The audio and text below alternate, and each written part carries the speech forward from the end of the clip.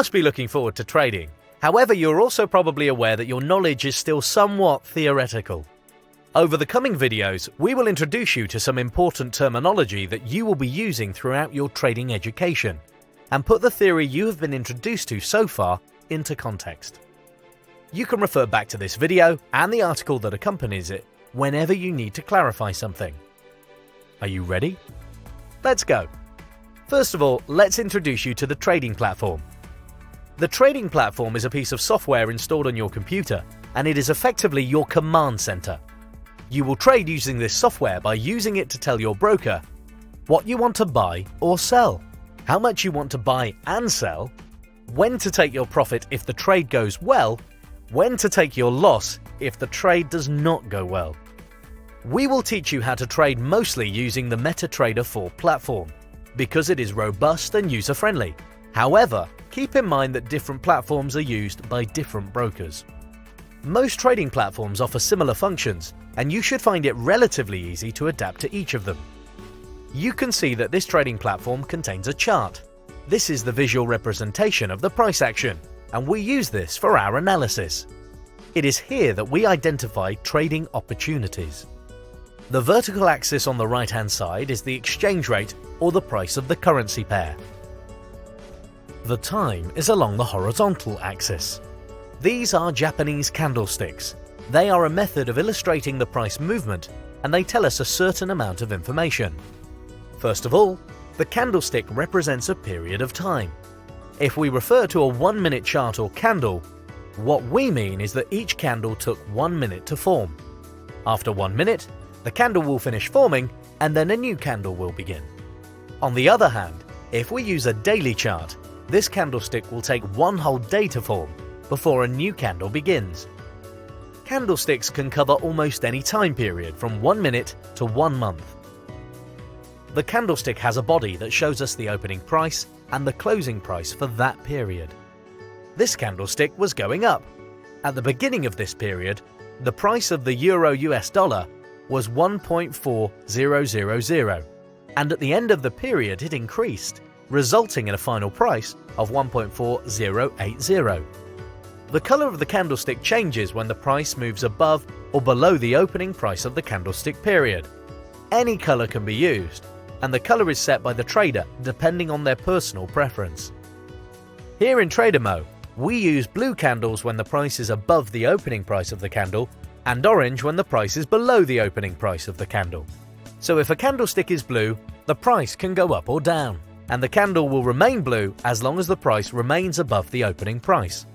It is only when the price moves below the opening price that the candle then becomes orange. In the same way, this candle will remain orange regardless of the movement of the price, and will only change to blue if the price goes above the opening price. If the candle finishes with the opening price above the closing price, then the candle will stay blue. Similarly, if the candle finishes with the closing price below the opening price, then the candle will stay orange. Curious about these sticks. They are called wicks, and they tell you the highest and lowest price during the period that the candlestick represents. For example, the candlestick just reached a new high, and you can see that the wicks remain after the price goes down again. So you can see where the highest and the lowest price were after the price retraced from the low and the high of that period. We're going to trade currencies, right? When you think about the price of anything, it is pretty easy to grasp because there is a single price. For example, when trading oil, the price quoted is the price per barrel of oil. When trading gold, the price quoted is the price per ounce of gold. When it comes to Forex, however, we also refer to just one price, only we have 2 different currencies, a currency pair. It can be confusing in the beginning when we think of one price for 2 different things, but we'll explain. When we trade currencies, we are buying one currency with another. For example, if you want to buy euro, it will have an exchange rate in relation to other currencies. This is the price of the euro.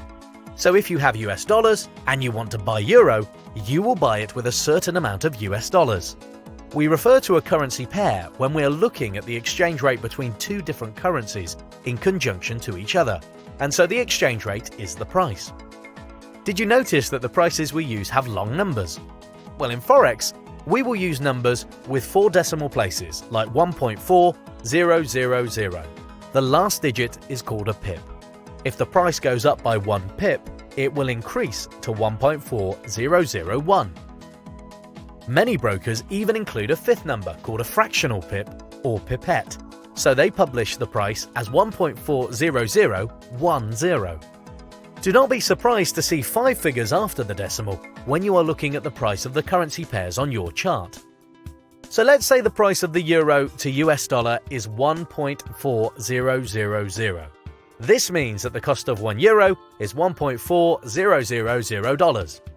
If the price goes up by 90 pips to 1.4090, we will need $0.0090 more dollars to buy 1 euro. When the price of the euro US dollar increases, this means that the euro is getting stronger against the dollar. If you think that the euro could get even stronger, you may decide to buy the euro dollar in order to sell it again at a higher price. This is how we make money in the Forex market. So when you are trading, you will simply look at one number, which is the price on the vertical axis of the chart on the right-hand side. When we are looking at currency pairs, the first currency in the pair is called the base currency. It always has a value of 1. The second currency is the quote currency and is the amount needed to exchange into 1 unit of the base currency. When we refer to a currency pair, we are now referring to one single price, and we can observe the price as a single entity. This allows us to buy and sell a currency pair, as if we are buying and selling anything else. We will learn to trade these currencies soon. Be patient. Just one last thing before we get going. You need to have in mind that you are trading with money and you need to protect your trading capital from losing trades. Here is where the concept of risk to reward ratio comes in.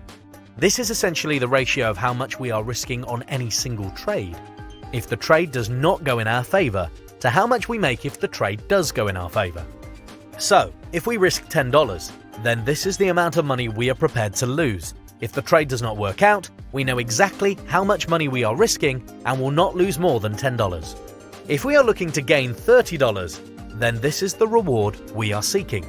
The risk to reward ratio is then 1 to 3, because we are risking $10 to gain 30. So when trading, you need to have a clear risk to reward ratio in mind.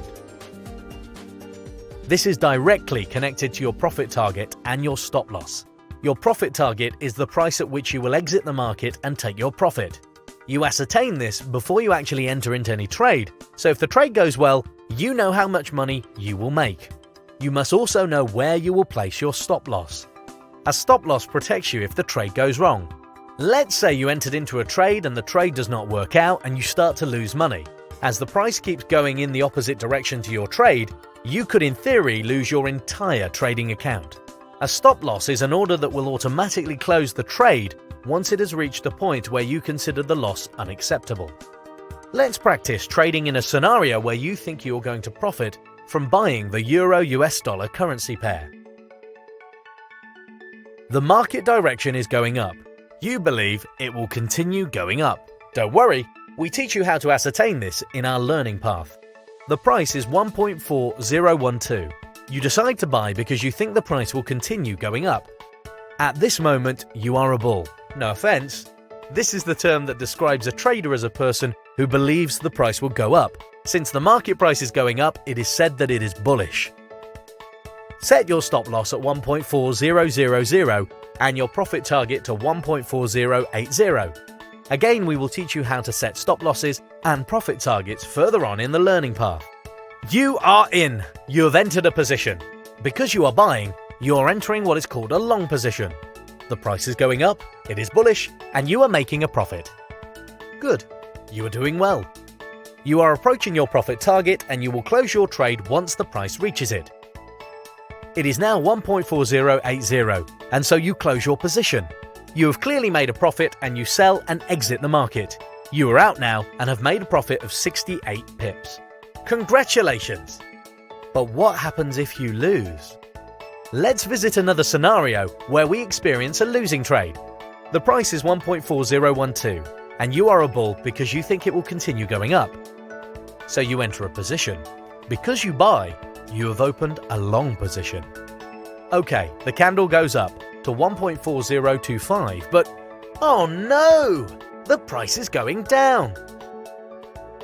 The price has reached 1.4009 and you are now making a loss.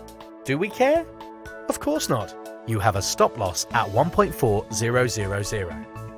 At this price, you can let your trading platform close the trade automatically when it reaches the stop loss and exit the market, closing your position.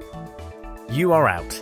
You lost 12 pips, but not too much thanks to having a well-set stop loss, a reasonable risk-to-reward ratio, and above all, following your common sense. Now we'll take a scenario where we think the price will be going down. The Euro-US dollar pair is at 1.3995, and you think it's going to continue going down. Now, you're a bear. Traders who think the price is going down and intend to sell are called a bear. You can make money if you sell the euro dollar. You may think, how can you sell something you do not yet own? The answer is that the broker has a mechanism called short selling to lend you a currency that you don't have but would like to sell. The exchange process occurs behind scenes and you don't need to worry about it. You only need to click the sell button. So let's trade again. From here the process is the same as before. The only difference is that since we're selling euro-US dollar, it is in our advantage that the price is falling. In this case, the US dollar is getting stronger. The price now is 1.3993. You set your stop loss at 1.4015 and your profit target at 1.3910. You decide to sell and enter the market or open a position. In your case, a short position because you are selling. You are considered a bear. The price went down to 1.3910 and you close your position because you have reached your profit target. Close your position and exit the market. You have made a profit of 83 pips. You are now prepared to enter the world of Forex. Of course, there is much more to trading than what we've just covered. Having a good understanding will be crucial to making money, and our learning path